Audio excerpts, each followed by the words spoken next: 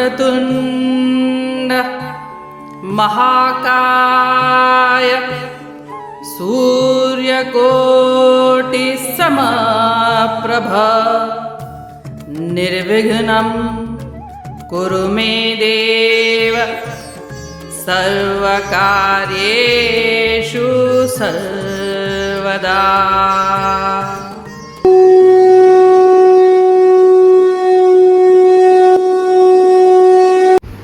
अध्याय 3 श्लोक 25।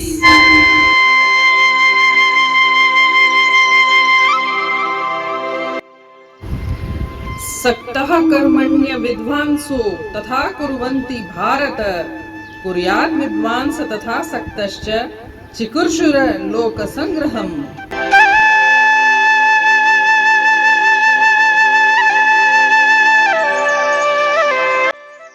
अर्थात, हे भारतवंशी, जिस प्रकार अज्ञानी लोग कर्म फल की आसक्ति रखते हुए अपना कर्म करते हैं, उसी प्रकार बुद्धिमानों को भी लोगों को सही मार्ग पर लाने के लिए आसक्ति रहित होकर कर्म करना चाहिए।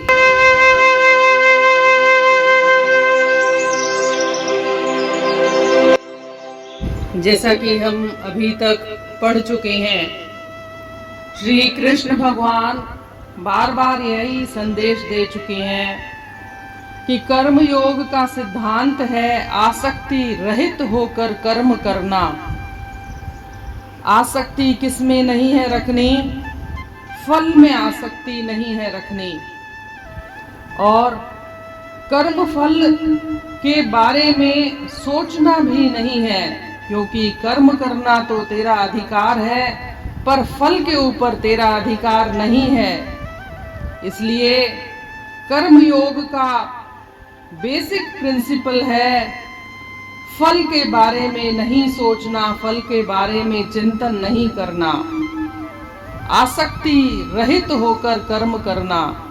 अगर आसक्ति रखते हैं और अगर फल नहीं मिलता है तो फिर इंसान को क्रोध आता है, और क्रोध से ही फिर बुद्धि का विनाश हो जाता है। ऐसा अभी तक हम पढ़ चुके हैं। इस श्लोक में बता रहे हैं कि दो तरह के इंसान होते हैं, एक ज्ञानी और एक अज्ञानी।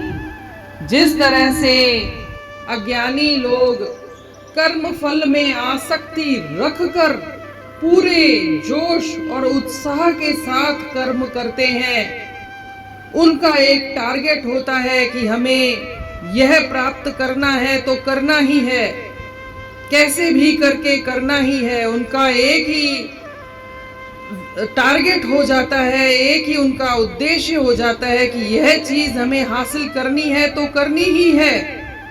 तो यहाँ भगवान कहते हैं, जिस तरह से ये अज्ञानी लोग आसक्ति से परिपूर्ण होकर कर्म करते हैं, पूरे जोश और उत्साह से कर्म करते हैं, उसी तरह से एक ज्ञानी इंसान को आसक्ति रहित होकर लोक कल्याण के लिए उसी जोश और उत्साह से कार्य करना चाहिए। एक ज्ञानी व्यक्ति जब आसक्ति से रहित होकर, जब उसमें कोई मोह नहीं रहेगा और वह लोक कल्याण के लिए कार्य करेगा, तो फिर कर्म बंधन का नाश कर्म से होगा और उसे मोक्ष की प्राप्ति होगी। लेकिन जो ज्ञानी व्यक्ति आसक्ति से परिपूर्ण होकर कर्म फल को ही टारगेट बनाकर कर्म करता है, और उसे जब वह फल नहीं मिलता है तो उसे क्रोध आता है, क्रोध से बुद्धि का विनाश हो जाता है, और इसी तरह से वह बंधनों में पड़ा रहता है। जन्म मरण के बंधन में वह चक्कर काटता रहता है। यहाँ कर्म योग का सिद्धांत कार्य नहीं कर सकता। इसलिए कर्म तो दोनों ही करते हैं, ज्ञानी और अज्ञानी, लेकिन भावना में फर्क है, मन की सोच में फर्क है। इसलिए श्री कृष्ण भगवान कहते हैं कि एक ज्ञानी व्यक्ति को उसी जोश और उत्साह के साथ लोक कल्याण के लिए आसक्ति रहित होकर कर्म करना चाहिए, तभी उसे मोक्ष की प्राप्ति होगी। यही गीता का संदेश है।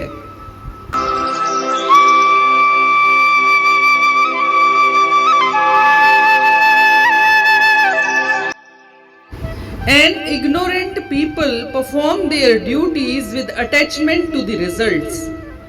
Ocean of Bharata, so should the wise act without attachment for the sake of leading people on the right path.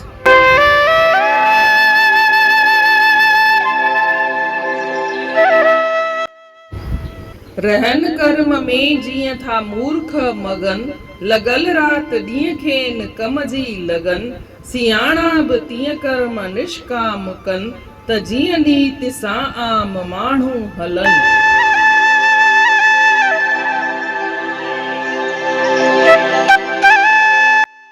जीअं त पोयनि श्लोकनि में पाण पढ़ंदा आया आहियूं त श्री कृष्ण भगवान चवे थो त जेको बि कर्म करणो आहे उनमें आसक्ति नाहे रखणी, मोह नाहे रखणो।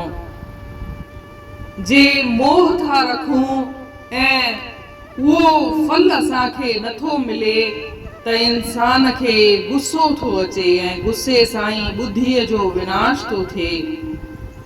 ऐं इन रीति इंसान जन्म मरण जे चक्कर में बंधणनि में फाथो पियो हूंदो आहे ऐं 84 चक्करनि में वेठो पियो चक्कर काटींदो आहे।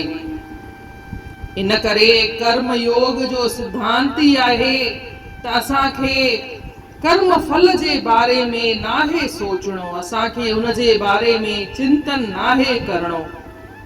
ऐं हिन श्लोक में ॿुधाइनि था त 2 तरीक़े जा माण्हू थींदा आहिनि, हिकिड़े ज्ञानी ऐं हिकिड़ा अज्ञानी। जेके अज्ञानी हूंदा आहिनि उहे पूरे जोश ऐं उत्साह सां मन लॻाए करे कर्म फल खे ध्यान में रखी करे हिकिड़ो टारगेट ठाहे करे उहे कर्म कंदा आहिनि त असांखे इहो फल मिलण ई घुर्जे। ऐं इन रीति उहे बंधणनि में बि फाथा पिया हूंदा आहिनि। पर जेको ज्ञानी माण्हू हूंदो आहे उहो कर्म फल में आसक्ति न रखंदो आहे, मोह न रखंदो आहे ऐं उहो जेको बि कर्म कंदो आहे लोक कल्याण लाइ कर्म कंदो आहे। हिते चवनि था त जीअं अज्ञानी माण्हू पूरे जोश सां पूरे उत्साह सां मन लॻाए करे कर्म फल में ध्यान लॻाए करे उहे कर्म कनि था, उअं ई ज्ञानी माण्हूअ खे आसक्ति न रखी करे ऐं लोक कल्याण लाइ पूरे जोश ऐं उत्साह सां उनखे बि कर्म करणु घुर्जे। इहो गीता जो महान श्लोक आहे। इन रीति अध्याय 3 जे श्लोक 25 जो अर्थ पूर्ण थियो। सुभाणे ॾिसंदासीं श्लोक 26। तेसीं ताईं जय श्री कृष्ण।